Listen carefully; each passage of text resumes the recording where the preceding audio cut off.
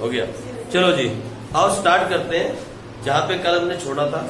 कल हमने budget structure के बारे में पढ़ा था और हमने कहा था बजट स्ट्रक्चर में दो बातें मेन होती हैं, कितना पैसा आ सकता है और कितना पैसा लगेगा, यानी एस्टिमेटेड रिसीट्स और एस्टिमेटेड एक्सपेंडिचर। बजट के अंदर ये दो चीजें होती हैं, इसी का बजट बनता है। और फिर हमने कहा जो रिसीट्स होती हैं, जो पैसा आना है, वो भी आने के दो तरीके हैं, रेवेन्यू रिसीट्स और कैपिटल रिसीट्स। और फिर रेवेन्यू के भी आगे से दो थे, क्या, टैक्स और नॉन टैक्स। और यहाँ कैपिटल के भी तीन मेथड थे, मालूम है आपको। कैपिटल रिसीट्स के भी आगे 1, 2 और 3 थे, recovery of loan, disinvestment and then other liabilities, है ना, बोरिंग एंड अदर लायबिलिटीज, ये 3 थे भाई। ये सारा स्ट्रक्चर था एक साइड का। कौन सी साइड का? बजट रिसीट्स का। एक्सपेंडिचर भी हमने पढ़ा नहीं। आओ इसको एक्सप्लेन करें, what is the meaning of budget receipts. पक्का 1 नंबर में पूछा जाता है, पक्का 100% 1 मार्क्स में आता है मीनिंग ऑफ बजट रिसीट्स। लेकिन कैसे आता है मैं आपको समझाता हूँ। भी पहले आप मीनिंग लिखो जल्दी से। सॉरी, बात कल इसको कर ले, वाला सारा खत्म कर लेना, फिर यहाँ आएंगे फिर इसको कर लेंगे। तो आ जाओ, बजट रिसीट्स क्या होती है, लिखो। बजट रिसीट्स मीन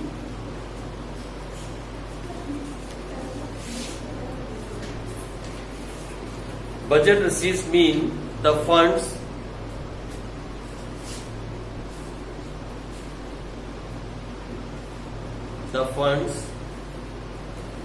planned या जो प्लान किए गए, to be raised या to be raised from various sources,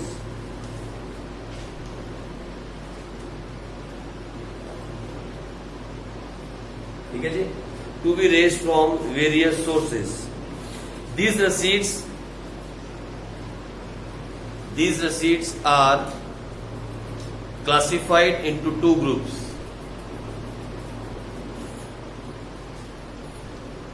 One is revenue receipt and the other one is capital receipt.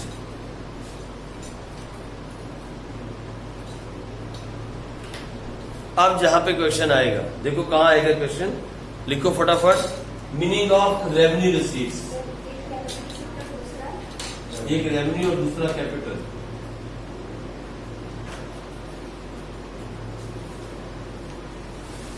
यहां आएगा क्वेश्चन, लिखो meaning of revenue receipts.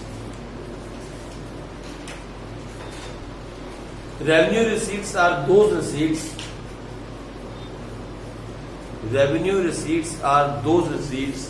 which will neither create any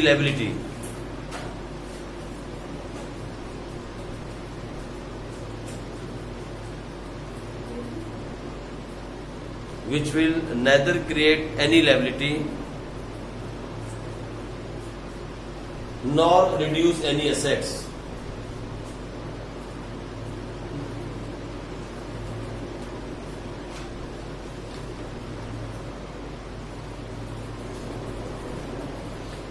अब सुनो मेरी बात, अगर शॉर्टकट में बात कहें तो रेवेन्यू रिसीट्स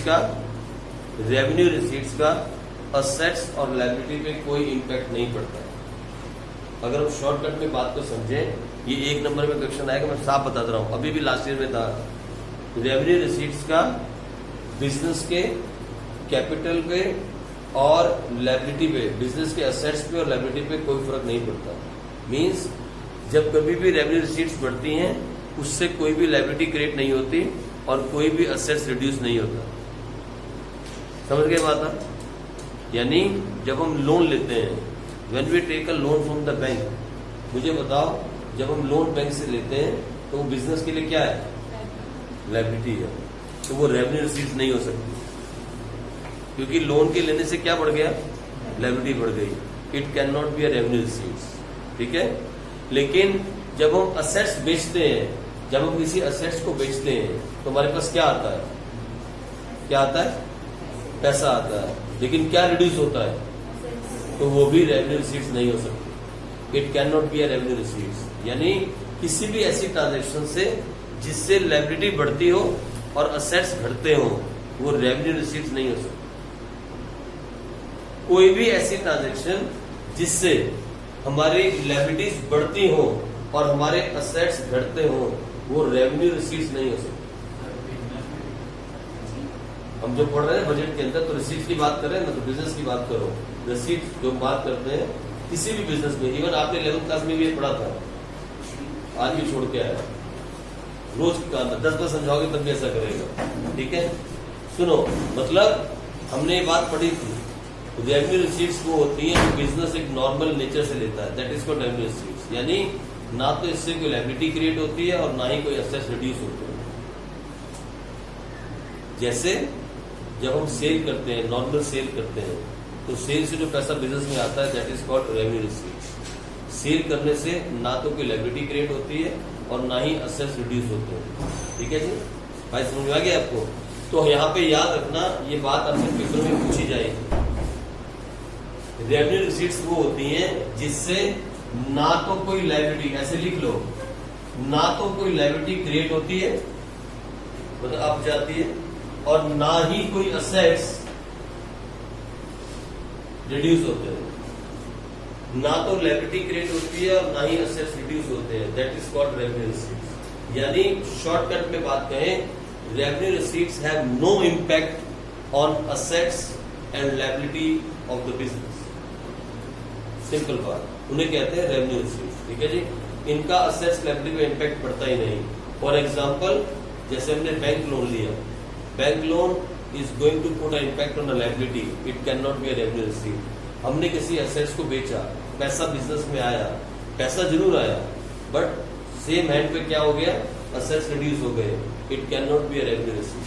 11th क्लास में आपने टॉपिक पढ़ा था। ठीक है जी, चलो आगे बढ़ जाते हैं। तो लिखो, रेवेन्यू रिसीट्स में लिख दिया आपने क्या होता है? ओके, आगे लिखो जल्दी से। The revenue receipts can be further divided. The revenue receipts can be further divided into two parts: tax receipts and non-tax receipts. Tax receipts and non-tax receipts.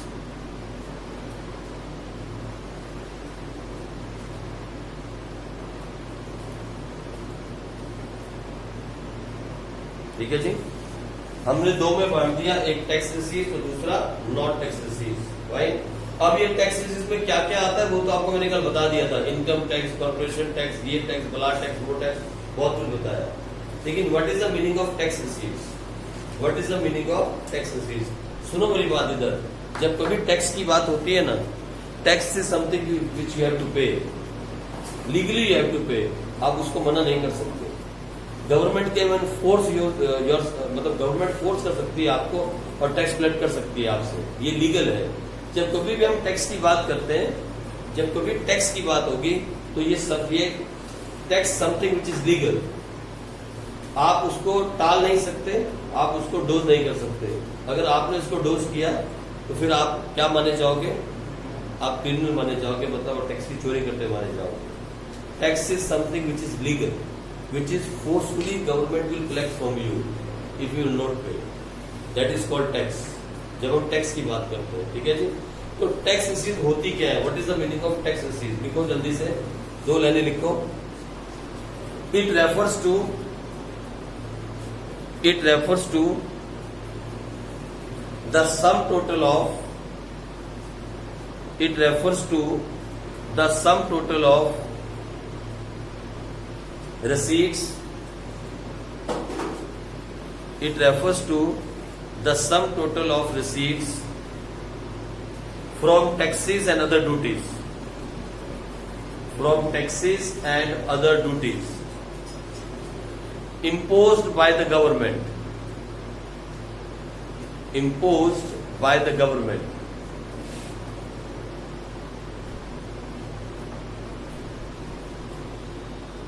Next paragraph में लिखो, नेक्स्ट पैराग्राफ में, tax is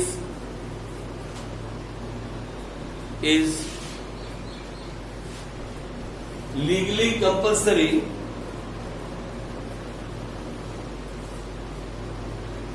tax is a legally compulsory payment made to the government by the people.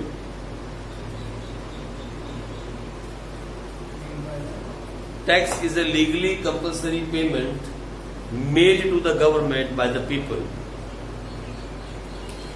Government has the power.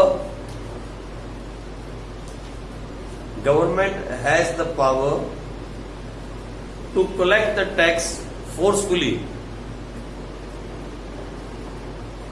ईमानदारी से दे तो ठीक है, नहीं तो गवर्नमेंट जबरदस्ती कर सकती है और टैक्स ले सकती है.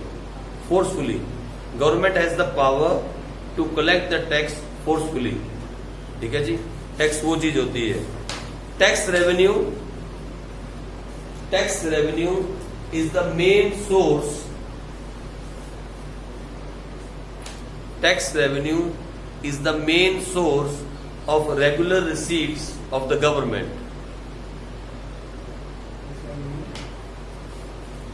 Tax revenue is the main source of regular receipt of the government.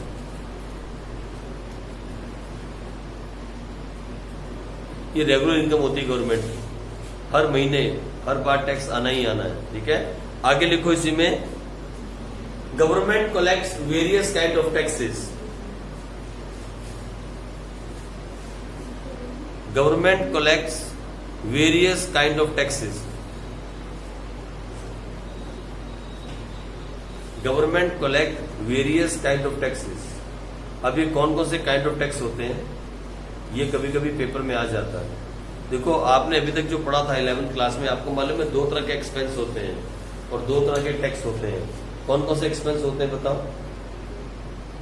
11th class में पढ़ा था आपने, प्रॉफिट एंड लॉस अकाउंट में, ट्रेडिंग में 2 तरह के एक्सपेंस होते हैं. बोलो कौन कौन से है.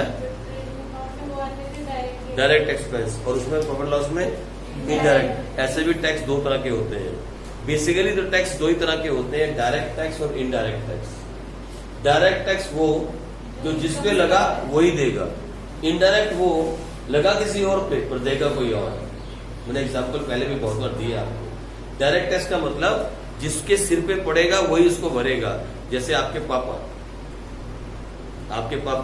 है ना, सैलरी वही कमाते हैं और वही टैक्स भरते हैं. वो ये नहीं कह सकते सैलरी मैं कमाऊंगा टैक्स ये भरेगा, ऐसा नहीं हो सकता. जो कमाएगा वही भरेगा. मतलब जिस पे टैक्स चार्ज किया गया उसी को पे करना है. That is called direct tax. और इनडायरेक्ट टैक्स होता है वो जो लगता किसी और पे है पर पे कोई और करता है. जैसे फॉर एग्जाम्पल मैंने कहा था आपको लास्ट टाइम भी एग्जाम्पल दिया था, एंटरटेनमेंट टैक्स. आप घर बैठे हो आराम से, आपका मूड करा चलो पिक्चर देखने चलते हैं. सारी फैमिली इकट्ठे होकर पहुंच गई पिक्चर देखने के लिए. आपने 10 टिकटें बाय की. एक टिकट थी 200 रुपीज की, 200 की. ठीक है. 10 कितने की आई, 2000 की. उसमें 500 रुपए टैक्स के चले गए.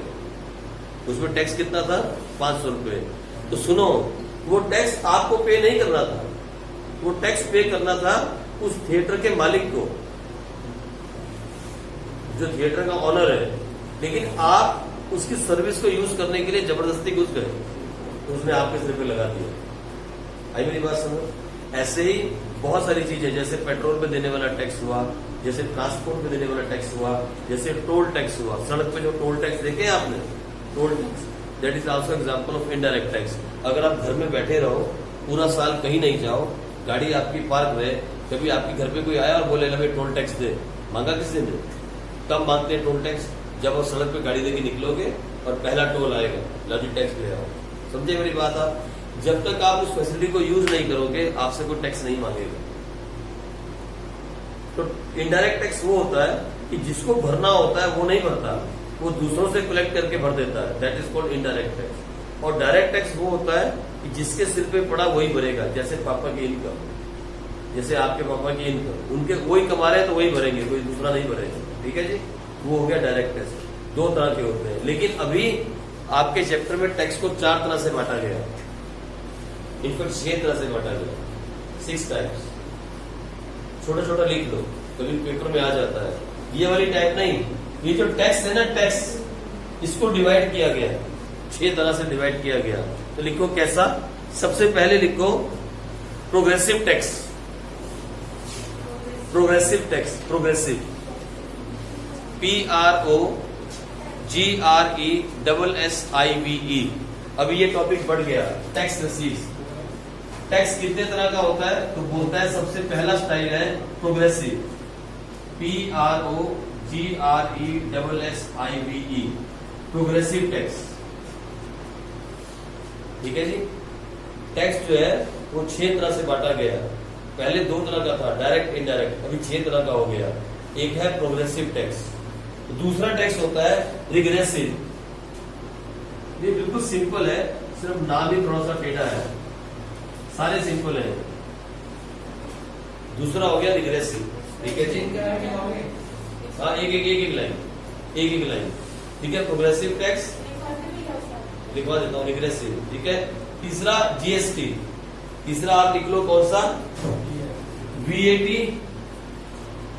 And GST. अभी है VAT, हटा नहीं है पूरी तरह से, अभी भी बहुत सारी चीज में VAT है। ठीक है, जो जीएसटी के दायरे में नहीं आती वो VAT है, वहां तो लिखना पड़ेगा VAT एंड जीएसटी। और चौथा लिखो, चौथा इसी में कर देता हूं, बाकी आगे का नहीं लिखवाता, डायरेक्ट एंड इनडायरेक्ट। बस यही खत्म कर देते हैं। इसको भी एक में कर दिया मैंने, इसको भी एक में कर दिया, तो 4 रह गए भाग के लिए। 6 से 4 कर दिए ताकि आसान हो जाए। ठीक है जी। 4 टाइप में बांट दिया मैंने। एक प्रोग्रेसिव टैक्स, दूसरा रिग्रेसिव टैक्स, तीसरा VAT एंड जीएसटी, चौथा डायरेक्ट एंड इनडायरेक्ट। वैसे तो जीएसटी अपने आप में इनडायरेक्ट टैक्स है, ठीक है, लेकिन फिर भी कहीं कहीं पे अलग यूज होगा, मैं दिखाता हूँ कहाँ पे। ठीक है, लिख लो। टैक्स कितने तरह का हो गया? 1 2 3 4। सबसे पहले what is the meaning of progressive tax? ये क्या होता है? लिखो फटाफट जल्दी से, व्हाट इज प्रोग्रेसिव टैक्स? लिखो, when the rate of tax increase with the increase in income। Simple है ना? प्रोग्रेसिव, प्रोग्रेस करना। Rate of tax increase with the increase in income. आपकी इनकम 1 लाख था, टैक्स था 10%, इनकम बढ़ के 1.5 लाख हो गई, टैक्स है 15%। ठीक है जी। ऐसे स्लैब होते हैं, इनकम के स्लैब बनाए होते हैं। आज इंडिया के अंदर जो लोग 5 लाख तक कमाते हैं 1 साल का एनुअल इनकम, नो टैक्स। जो याद है आपको, 5 लाख तक कोई टैक्स नहीं है। अगर आप 5 लाख तक 1 साल का कमाते हो पर एनम, नो टैक्स, कोई टैक्स नहीं है इसको डाल। और अगर आप 5 लाख से लेके 15 लाख तक कमाते हो 10% टैक्स, फिर 15 लाख से लेके 25 लाख तक कमाते हो तो फिर 20% टैक्स, और 25 लाख से ज्यादा कमाते हो तो फिर 40% टैक्स। इस तरीके के स्लैब है, दिस इज कॉल्ड स्लैब्स। अमीरों के लिए और गरीबों के लिए ऐसे स्लैब बनाए हुए हैं। ठीक है जी। तो ये इसीलिए बनते हैं because of this progressive tax. जैसे जैसे आपकी इनकम बढ़ती जाती है आपके स्लैब चेंज हो जाते हैं। मान लो आज आपकी इनकम 5 लाख से कम है तो यू आर नॉन टैक्स पे, आप कोई टैक्स पे नहीं करोगे, एक भी टैक्स नहीं पे करोगे, आप 1 रुपया भी पे नहीं करोगे। अगर आप 20,000 रुपये महीना कमा रहे हो या 30,000 भी कमा रहे हो या 40,000 रुपये महीना भी कमा रहे हो, तब भी आप टैक्स से बाहर हो, क्योंकि 40,000 का मतलब है 4,80,000 और 5 लाख तक कोई टैक्स नहीं है। लेकिन जैसे ही आपकी इनकम 1 लाख रुपए महीना हो गई, अगर बड़ी सैलरी आपको मिलने लगी 1 लाख, तो फिर 1 लाख की मतलब 12 लाख हो गया साल में। अब आप किसमें आ गए? 5 लाख से लेके 15 वाले के बीच में। फिर आपको 10% देना पड़ेगा, यू हैव टू पे 10% टैक्स। ठीक है। फिर मान लो आपने तरक्की की और आपकी इनकम बढ़ के, अरे परसेंटेज अलग अलग है, 10% है ना, 5 लाख से लेके साल का, पूरे साल का टैक्स, साल का। ठीक है जी। फिर जैसे आपकी इनकम बढ़ गई, मान लो इनकम, अब इनकम बढ़ के हो गई, आपकी सैलरी बढ़ गई, हो गई 3 लाख पर मंथ, है ना। जो लोग सीए बन के लगेंगे वो 3 लाख पे स्टार्ट करते हैं, 2.5 से 3 लाख पे। अभी 3 लाख पर मंथ सैलरी हो गई तो साल की कितनी हुई? 36। तो आप कौन से स्लैब पे चले गए? 25 लाख से ऊपर वाले, तो 40% टैक्स देना पड़ेगा। ठीक है। तो जैसे जैसे आपकी इनकम बढ़ती है वैसे वैसे टैक्स बढ़ता है। That tax is called progressive tax. उसे क्या बोलते हैं? प्रोग्रेसिव। इनकम के बढ़ने के साथ साथ जब टैक्स बढ़े तो बोलते हैं प्रोग्रेसिव, मतलब प्रोग्रेस करे। राइट। अब आ गया रिग्रेसिव। ये क्या होता है? देखो, regressive tax, when the tax is charge on the constant rate,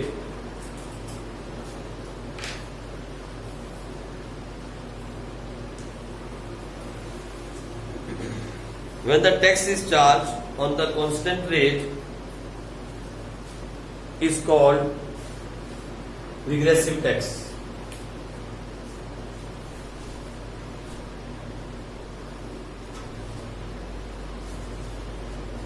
This tax will make poor people more poorer. ये जो टैक्स होता है रिग्रेसिव, ये गरीब लोगों के लिए बहुत खतरनाक है. This tax will make poor people more poorer, और ज्यादा गरीब कर देगा.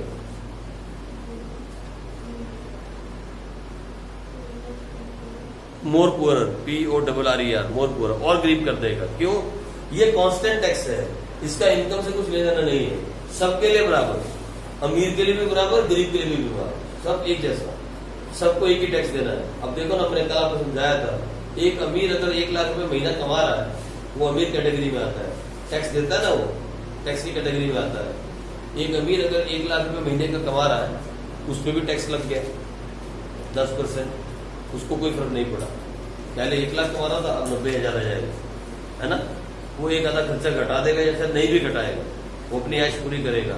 लेकिन एक गरीब जो बेचारा 10,000 रुपए महीने के कमा रहा है, आपने उस पर भी टैक्स ठोक दिया 10%, तो उस बेचारे के तो 12,000 चले गए एक साल. उसका तो बहुत बड़ा नुकसान हो गया. क्योंकि ये वाला टैक्स जो है, ये सब पे बराबर है, इसमें कोई स्लैब सिस्टम नहीं होता. ये कांस्टेंट रेट है फॉर एवरीवन, सबके लिए, ये सबको देना ही देना है. ये कौन सा टैक्स है? Regressive tax. किसी की इनकम के बढ़ने घटने से टैक्स नहीं बढ़ता ना घटता है, ये सब पूरी जनता को देना है. That is called regressive tax. कौन सा टैक्स? रिग्रेसिव. ये बहुत गलत टैक्स है फॉर द पुअर पीपल. ये गरीब लोगों को और गरीब बना देता है ये वाला टैक्स. ज्यादा नहीं जाना डिटेल में यार, बहुत हो गया ना. चलो आगे. तीसरा, VAT एंड GST लिख लो. VAT is an indirect tax. VAT is an indirect tax which is imposed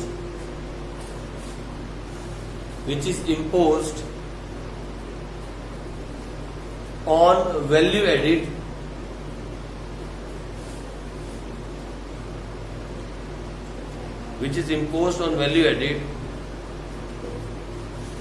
at various stages of production.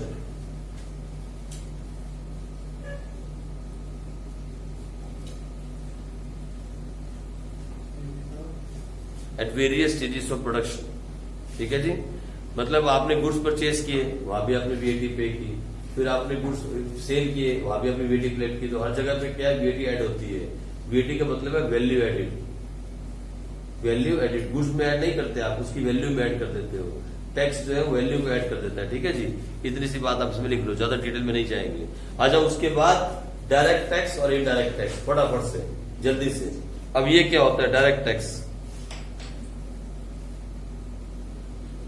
लिखो. डायरेक्ट टैक्स फटाफट क्या होता है? दोज टैक्सेस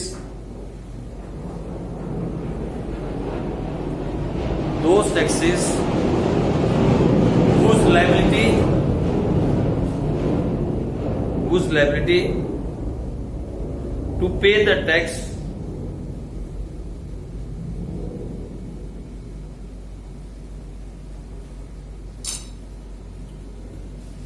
क्या लिखे इसमें? जिसमें मैं सोचता हूं इंग्लिश की सिंपल लैंग्वेज लिखे.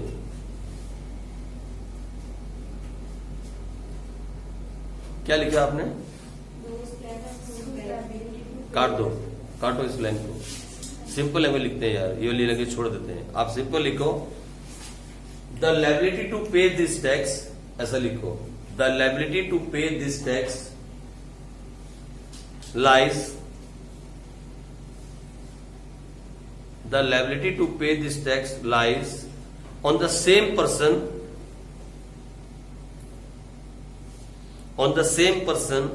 on whom it is charged. अब ठीक है ना? on whom it is charged. Burden of this tax cannot be shifted. Burden of this tax cannot be shifted. इसको शिफ्ट नहीं कर सकते. अब क्लियर हो गया ना, सिंपल है ना। वो बुक को लैंग्वेज छोड़ देते हैं, यानी जिस पे चार्ज किया जाएगा वही इसको पे करेगा, इसके बर्डन को आप शिफ्ट नहीं कर सकते। ठीक है। The example for this tax is, लिख लो इसके example, income tax, wealth tax, corporation tax and etc. बहुत सारे हैं भाई। ठीक है। फिर आई दूसरी बात, इनडायरेक्ट टैक्स। इनडायरेक्ट टैक्स के अंदर लिखो, मैं पहले देख लूं हम क्या लिखा सकते हैं इसके अंदर।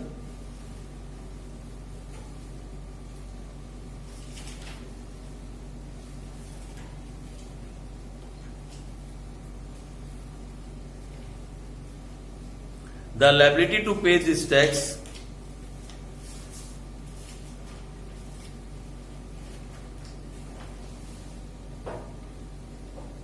is not on the same person on whom it is charged. Is not on the same person on whom it is charged. On whom it is charged. ये जिस पे चार्ज किया गया वही इसको पे नहीं करता। The one who use the facility, the one who use the facility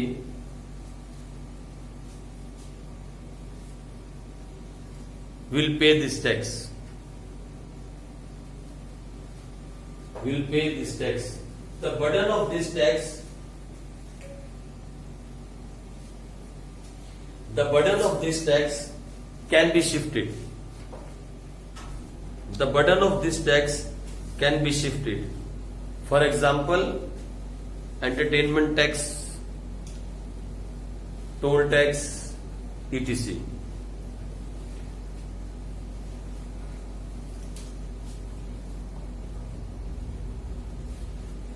ठीक है जी, बात खत्म हो गई। बस इसके आगे इसको एक्सप्लेन नहीं कर रहा हूं, छोड़ दो आप। जब लिखा था income tax corporation, that is example हो गया, छोड़ दो। इसको हमने खत्म कर दिया, एक्सप्लेन कर दिया, इसको भी एक्सप्लेन कर दिया, इसको भी एक्सप्लेन कर दिया। हम एक लाइन में एक्सप्लेन करते आ रहे हैं। ठीक है। अब आ जाओ नॉन टैक्स रिसीट्स, ये लास्ट करते हैं, ये वाला फिर यहाँ खत्म करते हैं। एटलीस्ट ये कॉर्नर हो जाएगा, है ना, फिर ये कॉर्नर रह जाएगा। इसको कर लेंगे, रहने दें, ये भी लंबा है, इसको सारा लिखना पड़ेगा। यही छोड़ दें, चलो यहीं तक ही छोड़ दें, कोई बात नहीं, आगे इसको कल करेंगे। ठीक है जी, चलो इसको आगे कल करेंगे और कल मिलेंगे बच्चों। करो मन।